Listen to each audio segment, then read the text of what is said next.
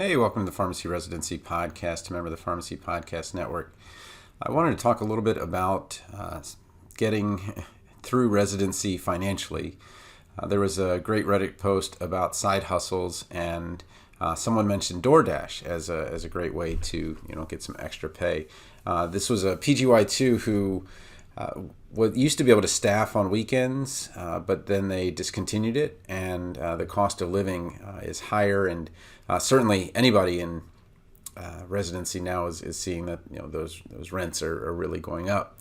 And so I wanted to talk a little bit about that.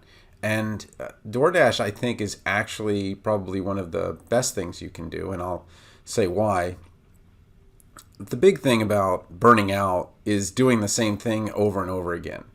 So when your side hustle is going back into a pharmacy after working pharmacy all week, well, that's not much of a relief. But actually having contact with humans on pickup and drop off, and I haven't done it, but it just seems like it's something that would be somewhat reasonable, where you get to talk to humans that are appreciative of what you're doing. You're getting tips, and it's kind of the opposite of residency, where you kind of feel like is what I'm doing right? You're getting evaluations, you're being told no by, physicians on some of your recommendations, and, you kind of get down about it. But when you are driving around and providing people with food, especially if it's early and they're happy to see you, and you're getting tips and all these things, you're being appreciated. And I'm not trying to be punny here, but you being appreciated is something that is necessarily rare in residency, because there's so much that's expected of you that often it's a mindset of, man, you just need to do a little bit more, where in this case you're being appreciated and getting tangible appreciation. And when we look at the math, how much a residency pays and how much you're making per hour, we can do some pretty quick math to see that $25 an hour, which is about what the average DoorDash person makes, is actually a pretty good deal. So I wouldn't knock it, but in terms of side hustles for residents, in general, it's really tough to start a side hustle in residency, which is why I think it's always good to have a couple of jobs that are outside of pharmacy while you're going to pharmacy school. I worked on the Inner Harbor of Baltimore waiting tables, and some days were absolutely amazing, where you're on the water, you're getting paid to be there, you're talking to people, it's a lot of fun. Some days were tough, where kitchen's backed up, customers are not happy, and things like that. But you're out of the pharmacy, you're being appreciated, and you're talking to humans, not about pharmacy. And that really can be a big deal. So again, I think DoorDash is a great idea, Uber Eats, whatever it is. Let's talk about some of the other ones. Being kicked out of a residency program. This is a real thing. Some people need to be licensed by a certain time, and ASHP says, you don't have to be licensed until November 1st. Well, what ASHP is just saying is that you have to be licensed by November 1st as a program. You have to require it by that day because you have to have 2/3 as a pharmacist. And, it's in the contract. That's just how it works. Now, during the pandemic, there were some exceptions to this because there were some difficulties, and then with the CPJE, that created problems too. But as we see NAPLEX scores go down, and you think, well, they only went down to 84%. But when you think about that, 16 out of every 100 students are not going to pass the NAPLEX on the first time. And the bigger issue is the MPJE. 20 students out of 100 will not pass the MPJE. And then we get to the CPJE, oh my gosh, you get to like 50%, will not pass on the first time. So when you're thinking about pharmacy residency and the MPJE, there are kind of a couple things you can do. The first is, if you're going to a VA, I would get licensed in Idaho, because then you only have to take the NAPLEX, and you only have to worry about the NAPLEX, and don't even have to worry about the MPJE. That would be my recommendation if you're at a VA. If you are, in this position, the big thing with the MPJE is just most people just leave it till later, and it's just so hard to study for it, especially with extremely difficult states like Maryland and other places. TLDR Pharmacy, I don't get any kickbacks from him or anything like that, but TLDR Pharmacy has the MPJE stuff already filled out. And when you talk about spending $100,000-$300,000 for school and then $75 for just the cheat sheet for MPJE, that just seems like a no-brainer to have that head start on the MPJE, especially since you're likely changing states a lot of times. Half the students do stay in the same state and tend to have much better scores on MPJE, but half the students don't, and that makes it really difficult. When you look at when you're going to start next year, and you may want to ask about the start date, it's either going to be July 3rd, which is that Monday, but that kind of pushes your residency a little bit further out. So asking a start and stop date is not unheard of.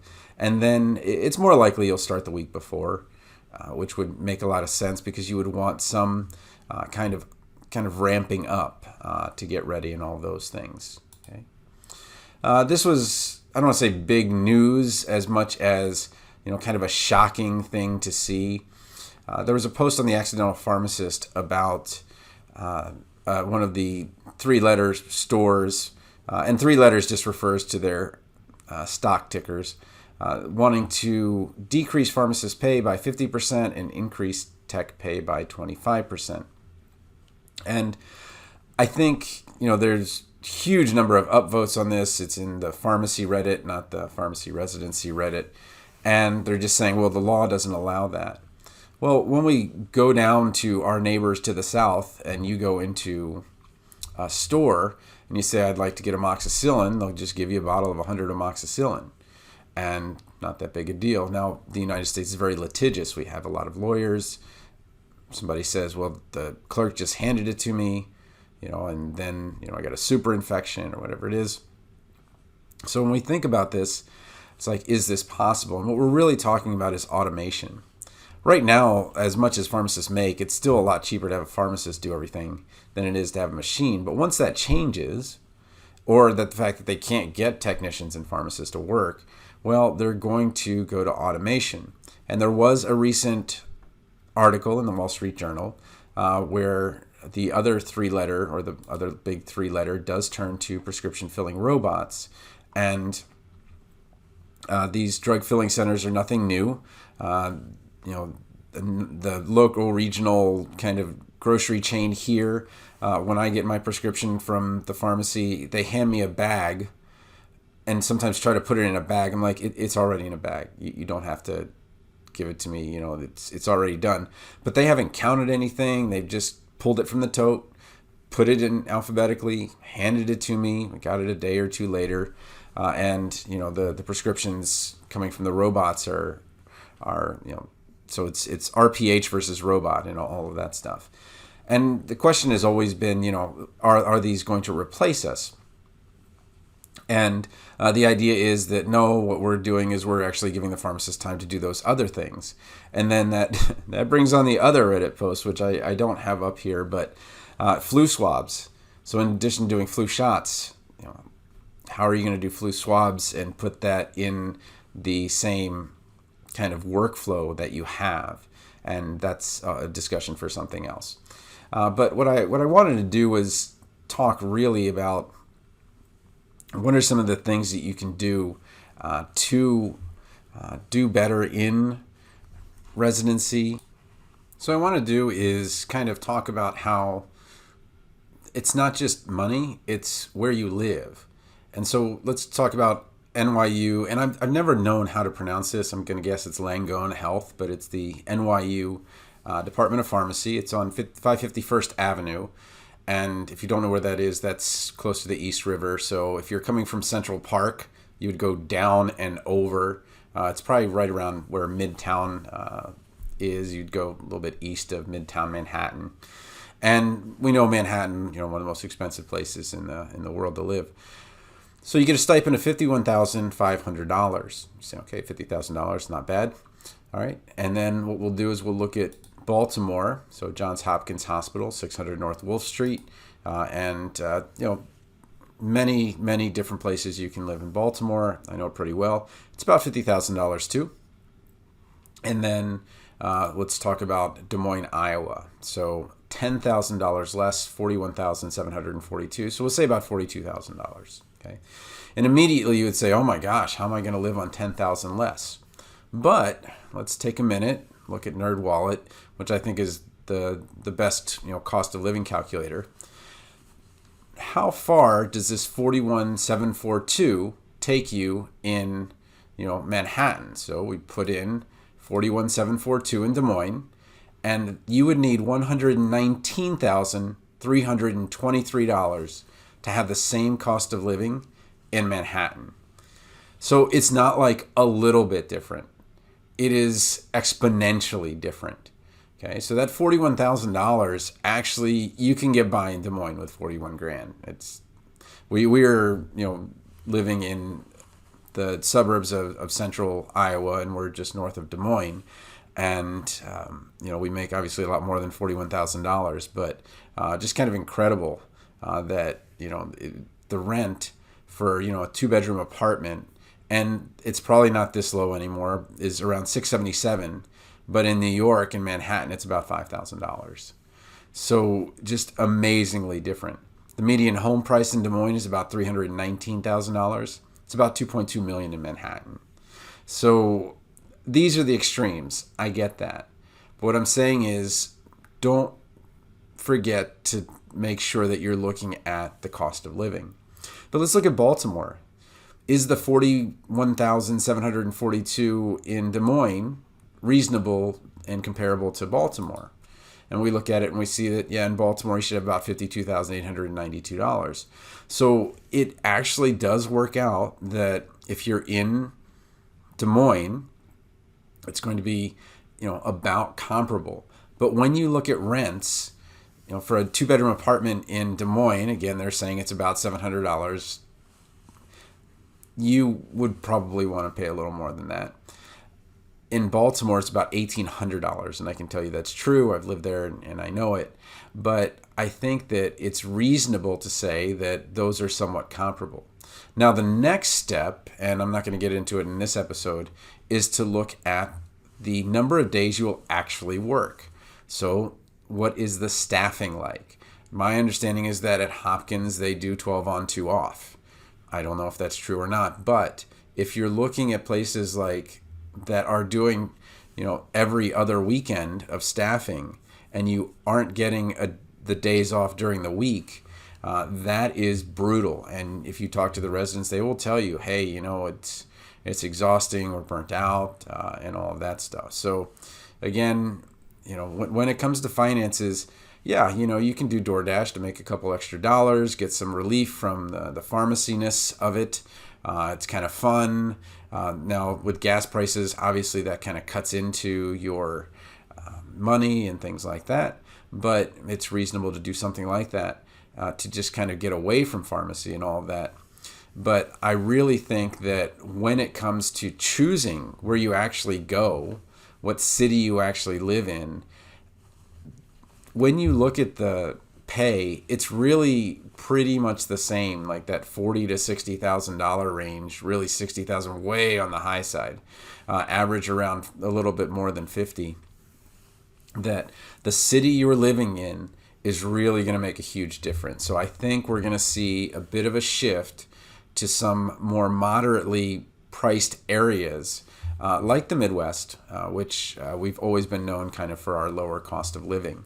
And it really is pretty reasonable to live here and to live well. So, all right. Well, last thing I want to do is talk about Perils of Polypharmacy. So Eric Christensen wrote this, and he asked me to narrate it. One of the ways that you can kind of just get better at residency or get better at the interview that you're going to go into is to kind of listen to these cases over and over again. And each of these books that he writes is 6 or 7 hours of cases. So I think it's a pretty reasonable return. If you have Kindle Unlimited, it's free. If you get the audiobook, you've never been on Audible before, you can get the audiobook for free as well. So,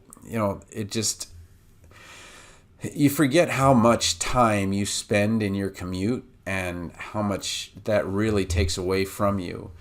If you do the math of 30 minutes a day, so 15 minutes each way of a commute, times 5 days a week, times 52 weeks, that's 7,800 minutes. And you divide that by 60, and you see that you have 130 hours. Well, if you divide that by 40-hour weeks, that's 3 1/4 40-hour weeks just getting to someplace in 15 minutes. So when you're considering a residency, you're like, well, it's only half hour away, recognize that you are adding 6.5 weeks of commuting. So that's like doing an extra 6.5 weeks of work, okay? And for those of you that are doing an hour commute each way, and I've heard of hour commutes or even higher, I'll do the math for you. It is absolutely insane. So that is 120 minutes a day times 5 days a week times 52 weeks equals 31,200 minutes, okay? Divided by 60 minutes is 520 hours. Divided by 40 is 13 40-hour weeks in the car, which is crazy. So as you're thinking about these residencies, really think about where can you reasonably get housing. And the closer you are, it is an amazing amount of savings, not just in gas, but time, which is your most valuable resource. So nothing wrong with DoorDash, nothing wrong with making some extra money that way, but just to let you know, your biggest expenses are probably going to come up from your commute and the city you live in. And hopefully, by doing really well with your letters of intent and your CV and your recommendations and all of that, you can choose an equal residency that has much better financial prospects. And by doing that, that's where the real money savings is.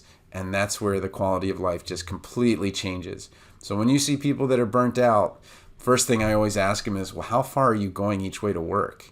Okay. How much are you staffing? Okay. Did you think about those things when you were applying? It's like, yeah, I thought about it, but it sounded not so bad. But when you do the math, really, I got to tell you, living in Baltimore when I went to school and being able to walk that 10 minutes to school, and it was a nice walk. It was, we usually do it with our classmates and everything. That was really pleasant. But I tell you what, an hour commute into town or something like that, that is going to be brutal. So, well, I'm heading up here on about 20 minutes, so let me just finish up. So talk about the letter of intent, and again, what is it that I do? What is it that I help you with? So what I do is you'll send me your letter of intent. You might use my template. You might use somebody else's template, and usually I prefer that you send me a page and a half so I can cut it down to a page. But what I do is I help you with the first letter, and then we do that one, and then we do a next letter, and then you see how it is that you change it to go to the next one, and that helps you with your next 10 or 9 or however many you're going to do. But it's 2 letters for $95, but right now I'm basically doing a third, which is just your kind of practice letter, your diagnostic letter. And I do this through October because I still have time. There's the big rush comes in November as soon as they release everything in the beginning of November. And what I do is you just kind of send me your letter, I fix it, I show you what you want to do, how you want to kind of stay away from parts of templates and exact phrasing from templates. But also, you want to kind of see where the gaps are in the big 5. Do you have the clinical experience you need for that residency? Do you have the research or ASHP presentation? Do you have the service, the teaching, and do you have the leadership that they would want at maybe the vice president or presidential level? That's the best case scenario. And then for some places, you're going to have hospital work experience. And the thing is that the hours don't matter as much as the fact that you have it. So if you're working 4 hours a week or something like that, it's better than nothing. And some places, although you're working very hard in community pharmacy, they simply say they want somebody that's already worked in the hospital. And it's not to be mean to you. It's just to say that, look, we want to know that you've worked in a hospital and you like it, and that's what you want to do. And we don't want to have somebody come in and find out, well, I don't really like working in a hospital. So I understand why they do that, but you want to be careful there. So again, it's residency.teachable.com. The Extreme LOI Makeover is the one thing that most people like to do the most, but I will help you with CVs. There's a course for that. And then interview prep if that's something you're worried about. Okay. All right, TonyThePharmacist at gmail.com if you've got questions.